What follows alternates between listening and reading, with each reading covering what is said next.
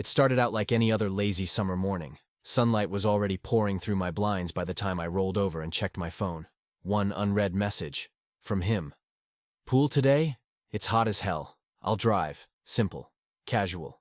The way everything always was between us. I stared at the message longer than I needed to, biting my lip like a teenager with a crush. Which, let's be honest, wasn't that far from the truth. I'd known Nate since we were kids.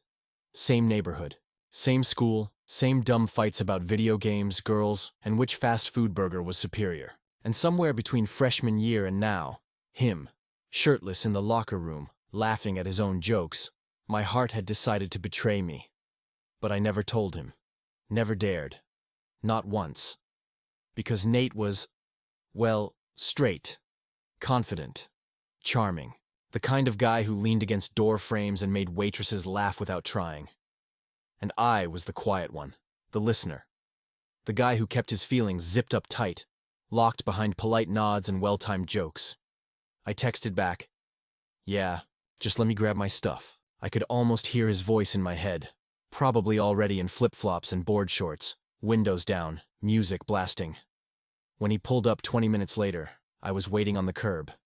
He leaned across the passenger seat and shoved the door, open with a grin. "About time. You take longer than my sister." I rolled my eyes and climbed in, but my chest was buzzing. It always did around him.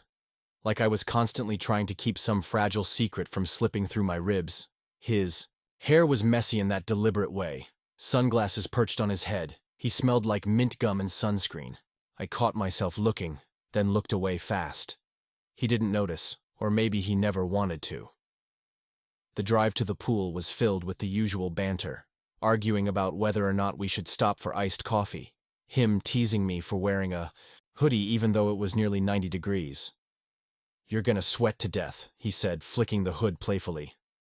"I'm modest," I muttered, folding my arms. "You're weird," he laughed. I smiled, but my stomach twisted a little. He didn't know why I wore the hoodie, or why I never changed in front of him, or why I always stood just a little too far away. It wasn't about modesty, it was about control. If I let myself feel everything I wanted to feel, everything I couldn't feel, I was scared something inside me would break open, so I kept the jokes coming. I kept my eyes on the road. I kept my heart tucked in a place I thought he'd never reach. The parking lot was half full when we arrived. Kids ran, wild near the shallow end. Somewhere a lifeguard blew a whistle. Nate parked under a big oak tree for the shade and turned to me. "Race you in?" He smirked. "No way. You always cheat." "I do not. You splash me at the start." "That's called strategy," he said, grabbing his towel and hopping out of the car. "Let's go, slowpoke." I followed him, trying to act normal, like my chest wasn't tight from how good he looked in that navy tank top, like I wasn't cataloging every freckle on his shoulders. We walked side by side toward the pool gate. He bumped my arm with his once, friendly and careless. "You ever think about how long we've been doing dumb stuff like this?" he asked. "All the time," I said, smiling without meaning to. He tossed a grin back at me, eyes squinting in the sun. Some things never change. But I knew that wasn't true. Some things change quietly. Some things change deep inside, and no one sees it happening, not even the person standing next to you. As we passed through the pool gates and into the bright blue chaos of splashing water and sizzling concrete, I took a deep breath. I told myself to keep it together, to be chill, to just have a good time with my straight friend. And I was doing pretty well, until I realized we'd be changing, in the same locker room. But I didn't let it show. "Not yet." He threw his arm over my shoulder like he always did and said, "Let's go, man. It's too hot to waste time." And just like that, we walked in, laughing, like nothing was complicated at all. The water was freezing, at least for the first few seconds. Then it wrapped around me like something familiar, something forgiving. I ducked under, letting the world go quiet for just a moment. The surface muffled everything. The chatter of kids, the shrill whistles, even Nate's voice. But of course, that didn't last. A splash hit me hard in the face the second I surfaced. "Too slow," Nate said, grinning as he kicked water in my direction. I wiped my eyes and flicked water back at him. "Cheap shot," He swam backward lazily, floating like he didn't have a care in the world. You should have seen it coming. You always let your guard down. That wasn't true. Not with him. Not ever. We spent the next hour doing what we always did. Racing to the buoy line and back, arguing about who had the worst freestyle stroke, dunking each other like overgrown kids. The shallow end was full of little kids and tired parents, so we claimed a corner of the deep end as our own. He shoved me underwater at one point, laughing as I came up coughing and flailing. "Dude!" I gasped, splashing him hard. "What?" he said, mock innocent. "You said no mercy." I swam after him anyway, tackling him beneath the surface. For a moment, we were both underwater, grappling like clumsy otters, our bodies pressed close in the weightless blue. I could feel his chest against mine, his arms slipping around my back in the chaos. And just like that, the laughter stopped. Not entirely. Just long enough for my mind to flash the thought I didn't want. What if he noticed how hard my heart was beating? What if he didn't let go? But he did. Too quickly. He broke the surface, laughing again, shaking his head. "You're terrible at sneak attacks," he said. "Maybe I'm just too nice," I shot back, trying to breathe like normal. He smirked. "Nah, you just hesitate." I tried not to overanalyze things. Tried to ignore how his hand would sometimes brush against mine when we drifted. Or how he watched me wipe water from my face. A little too long. A little too quietly. At one point, we sat on the pool steps side by side, our knees knocking gently with the waves. He was talking about something. A girl he met at work, I think. But his voice was softer now. Unhurried. "You ever feel like people just assume too much about you?" he asked suddenly. I blinked. "What do you mean?" He shrugged, leaning back on his elbows. "Like just because you act a certain way, they think they've got you figured out." I looked at him carefully. "I think everyone hides something." He turned his head toward me, sunlight catching the droplets on his cheek. "Yeah, guess so." Something about the way he looked at me right then, like he was about to say something else, made my chest tighten. But he didn't. Not yet. Later, I climbed out of the pool ahead of him, gripping the metal ladder. I could feel his gaze on my back, the prickling kind. Unmistakable. I turned casually to say something, a towel already around my shoulders. But he was still in the water, arms crossed on the edge, watching me. Not in a weird way, not in a creepy way, just watching. Still, focused. Our eyes met for a second too long, and that's when he looked away first. I sat on the lounger, trying to distract myself by drying my hair with the towel, forcing my breathing to slow. Nate eventually climbed out, shaking water from his hair, his smile returning like nothing had happened. But I felt it. That shift. He walked over and dropped his towel beside mine. "Want to head out?" he asked, voice a little lower now. "We should probably hit the changing room before it gets packed." "Yeah," I said, hoping I sounded casual. But inside I was spinning, because something was different, and I didn't know what it meant yet. The locker room was mostly empty, except for the low hum of overhead lights and the distant sound of someone laughing outside. The wet tile floor squeaked under our sandals as we walked in, water still dripping from our hair, our towels clutched loosely around our shoulders. Nate headed straight to the open row of lockers, tossing his bag. Down like this was just another day, another swim, nothing out of the ordinary. "Man, that water hit different today," he said, peeling off his tank top and throwing it over the bench. "I think I'm still half frozen." I laughed lightly, forcing my voice to sound relaxed. "Yeah, I think my spine's still floating somewhere near the deep end." He grinned at that, then turned back to his locker, humming some random tune as he kicked off his slides. I stood there a second longer than I meant to, still fully wrapped in my towel, gripping the edges like armor. It wasn't like I'd never changed in front of Nate before. We'd grown up going to the same gym, same camps, same school trips. But lately, things felt different. Not because of him, really. At least, not entirely. It was me. The way I noticed his hands when he ran them through his hair, the shape of his back, the way water curved off his shoulder blades. I couldn't unsee it anymore. And now, standing there in a locker room that echoed too much, I suddenly felt like I was carrying a secret too big for the air between us. Nate dropped his trunks and changed into dry shorts without a second thought. Just talking, joking, stretching. As casual as always. "Think that lifeguard was flirting with you?" he asked over his shoulder, chuckling. "Doubt it," I muttered. "You were giving him that smile. The one that says, 'I read poetry in my spare time.'" I shook my head, smirking despite the nerves crawling up my spine. "I do not have a poetry smile. You totally do." I kept the towel wrapped tightly around my waist, even as I rummaged in my bag. Every muscle in my body screamed with self-awareness. My skin felt hot, my mouth dry. I didn't want to undress. Not with him still in the corner of my eye. Not with my mind running like this. Eventually, I turned toward the locker and started changing. I kept my head down. Quick movements. Shirt first, then slowly reached for my dry shorts. That's when I felt it. The silence. It didn't announce itself. It just slipped in like a shadow. Nate's voice cut off mid-sentence. The humming stopped. So did the rustling. I could feel his eyes on my back. Or maybe I imagined I could. That was the worst part. I never knew what was real anymore when it came to him. Maybe I wanted it too much. Maybe I was reading into 1,000 things that meant nothing. Still, the locker room had never felt quieter, or smaller. I hesitated, towel still in one hand, shorts halfway up my legs. The air was thick, charged, like the moment before a summer storm. I slowly turned to the side, not fully facing him, just enough to look over my shoulder.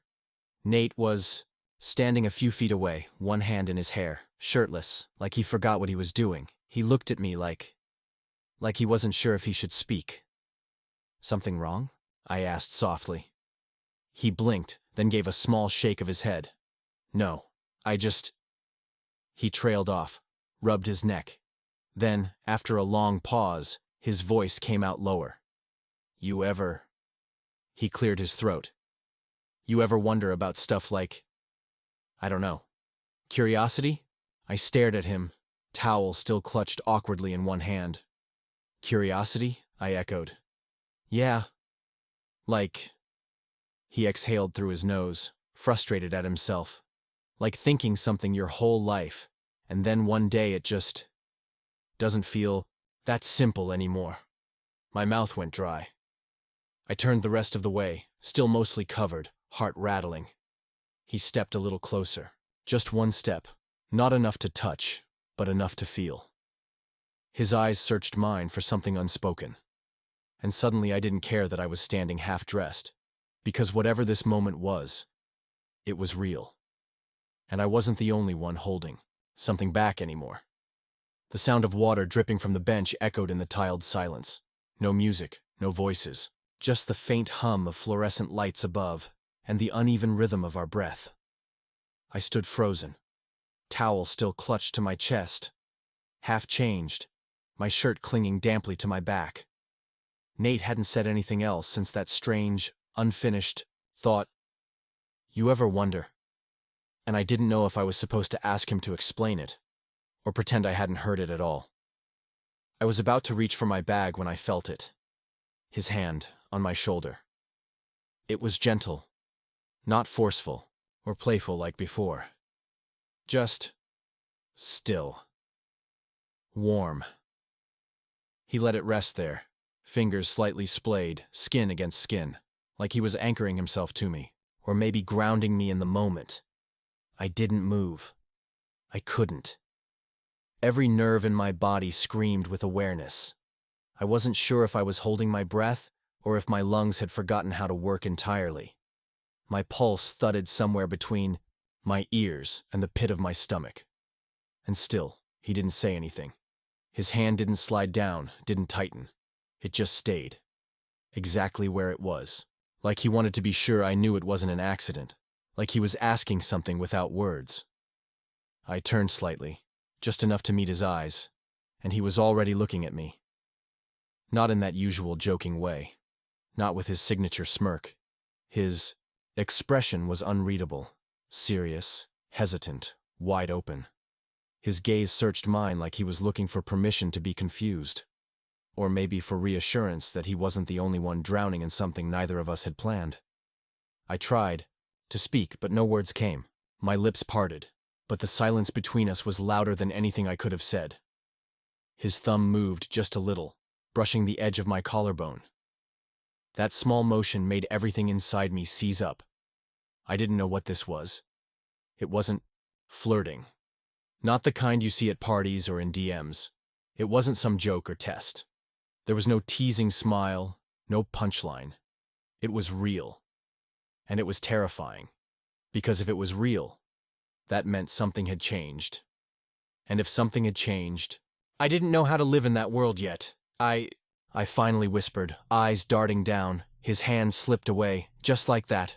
The warmth was gone. I backed up a step, voice tight. I should go. Wait, he started, reaching slightly, but I was already gathering my things. Clumsy, rushed. My fingers shook as I zipped my bag, not even checking if I had everything. My towel had fallen onto the bench and stayed there, forgotten. I tried again, but the sentence dissolved in my mouth. My throat was too tight. My chest was too full. Nate was watching me, still shirtless, frozen in place like he didn't know whether to follow or let me go.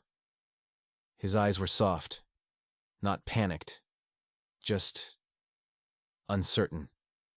Like I'd taken something fragile out of his hands before he figured out what it meant. "I'll see you later," I mumbled, voice breaking slightly. And then I turned. I walked out barefoot, towelless, my hair still dripping. My heartbeat pounded in my ears as I pushed open the heavy locker room door and stepped into the too bright hallway beyond. Everything felt wrong, too fast, too much, too late. And behind me, somewhere on that cold tile, was the towel I forgot, and a moment I didn't understand. I didn't text him back, not the first day, not the second. The third day, I stared at his name on my phone for an hour. Thumb hovering over our thread, heart hammering like it was day one of a breakup that hadn't even happened. But there were no new messages. Nothing. Just silence. And, still, my mind wouldn't shut up. I kept replaying it, his hand on my shoulder, the way his thumb moved, the way he looked at me, like he wanted something he didn't know how to ask for. And the worst part? I didn't know if I was remembering it right. Maybe I imagined the whole thing. Maybe I wanted it so badly I filled in the blanks myself. What if it was just a moment? A weird, charged nothing? What if he was just being a good friend and I turned it into some twisted hope? What if he regretted it already? By day 4, I stopped sleeping properly. My thoughts lived on a loop. Shame and hope tangled so tight I couldn't tell where one ended and the other began. I hated myself for running, for leaving him there, for not asking what he meant. But I hated the idea of being wrong even more. What if I made it awkward for no reason? What if I ruined us? On the 5th day, my phone buzzed just after 10 in the morning. "Nate, can we talk?" That was it. No punctuation, no emoji. Just 5 words that hit harder than any argument or confession could have. I stared at the message for a long time. Then finally typed back, "Me. Yeah. Park? Nate. 30 mins? Me. Okay." The walk to the park was quiet. Warm breeze, kids yelling near the swings. Somewhere in the distance, someone played acoustic guitar, off-key, clumsy. I sat on our usual bench, the one near the trail loop, half shaded under the elm tree. I remembered sitting here with him a dozen times, laughing about stupid memes, rating dogs that walked by, pretending everything was always fine. He showed up late, or maybe I was, just early.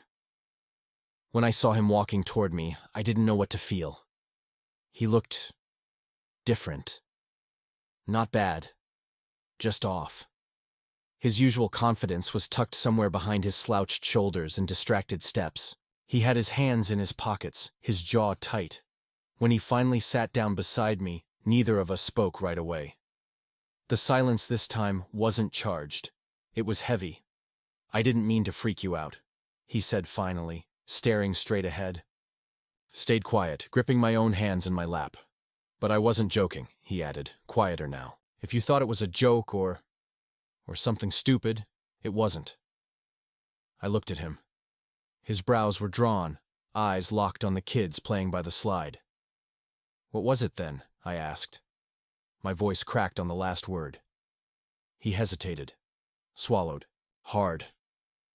I don't know, that hurt. I didn't want that answer.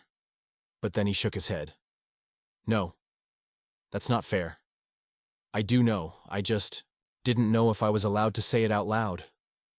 I stared at him, confused. Say what? That maybe I've thought about you, in ways I shouldn't have. The air between us shifted again.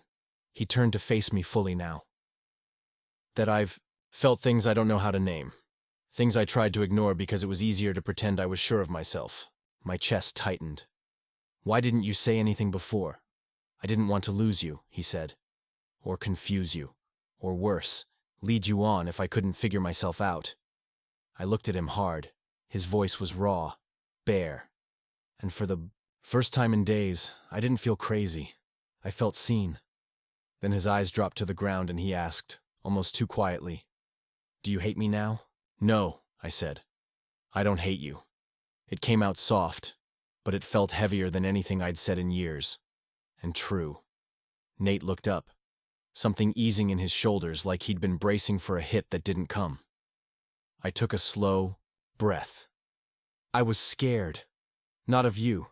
Just of what that moment meant. He nodded, eyes still on me. Same. We sat in silence again, but this time it felt different.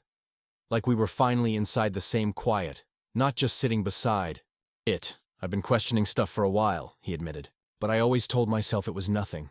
Just thoughts, curiosity, dumb what-ifs.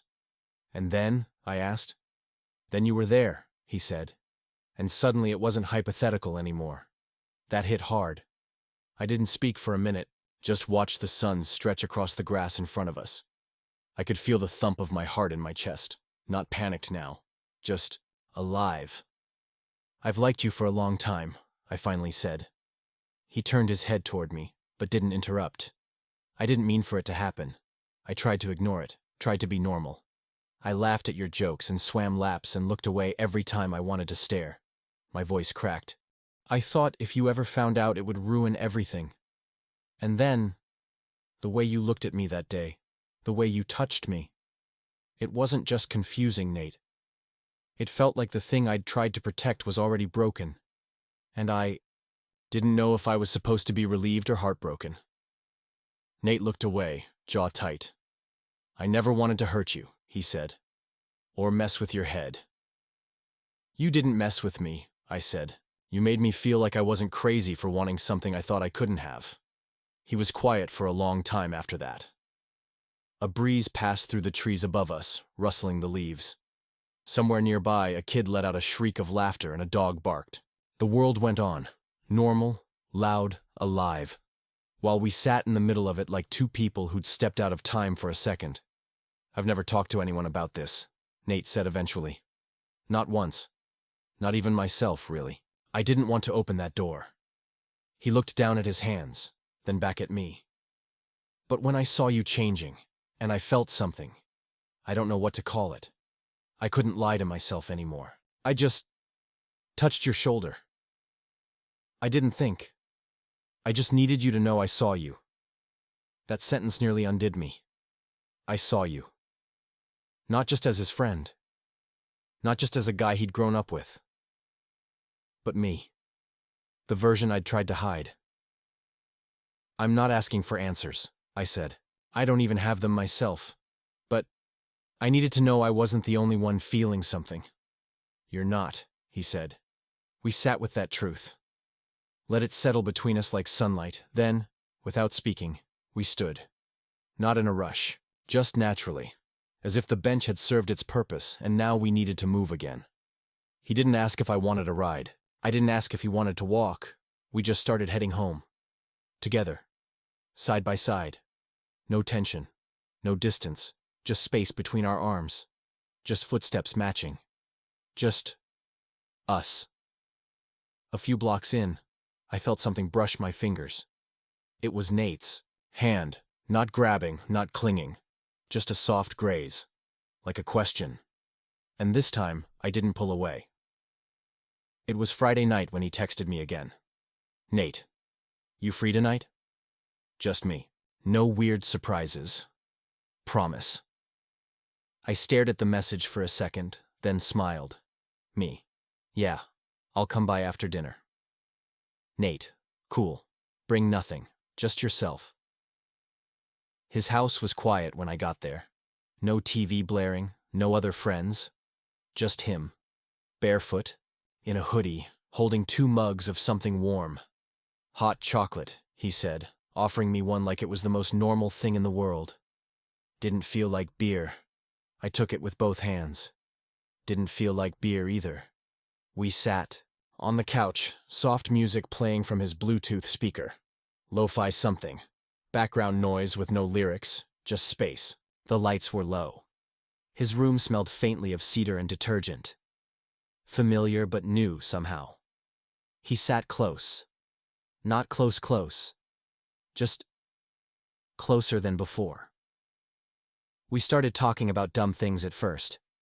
A TikTok trend. A coworker he hated. Something funny his mom texted him. I laughed too loudly at one point and almost spilled my drink. He laughed at me, then reached over to steady my hand. That's when I noticed how near our knees were. How our elbows almost brushed when we moved. How the space between us had slowly, almost shyly, disappeared. I could feel the air change. Thicker, slower. Each second felt longer than the last, stretched out like string between 2 fingers that didn't know whether to pull closer or let go. At some point, he set his mug down. I followed, not thinking, just mirroring. Then we both sat back and turned toward each other at the same time. Neither of us said anything. His eyes dropped to my lips for a fraction of a second, and mine did the same. I wasn't sure who moved first. Maybe we both did. Maybe the silence did. Our foreheads touched, barely. A warm pressure. A pause. Our breaths mixed. I closed my eyes, and then I felt it. The kiss. It wasn't dramatic. It wasn't hungry or rushed. It was gentle, almost uncertain, like 2 people stepping onto a frozen lake for the first time, wondering if it could hold their scent. Wait. His lips were warm, a little hesitant. He tasted like cocoa and nervous laughter. My hands stayed in my lap. His rested lightly on the edge of the couch. We didn't grab at each other. We just stayed there, still kissing, still breathing. It wasn't about lust. It wasn't about proving anything. It was about being seen, being wanted, quietly, tenderly, truthfully. When we finally pulled back, I didn't open my eyes right away. I just stayed there, forehead against his, letting it all settle, letting it be, and he didn't rush me. He didn't speak. He just stayed with me, still and close, our knees touching. We didn't say what it meant. We didn't label it. We didn't plan what would happen next. There were no promises, no big declarations, but there was understanding. There was presence. And for the first time in a long time, I didn't feel like I was the only one carrying something. I went to the pool with my straight friend. But that day, he didn't just see me. He reached for me. If you've ever hidden your feelings, afraid they'd never be returned, I hope this story reminded you that sometimes, the people we fear losing are the ones quietly reaching back. Tell us in the comments, have you ever fallen for a friend? And where are you watching from today? Drop your country below. If this story moved you, please give it a thumbs up, subscribe to our channel, and tap the bell so you never miss a moment like this again. Until next time, stay honest, stay brave, and stay true to your heart.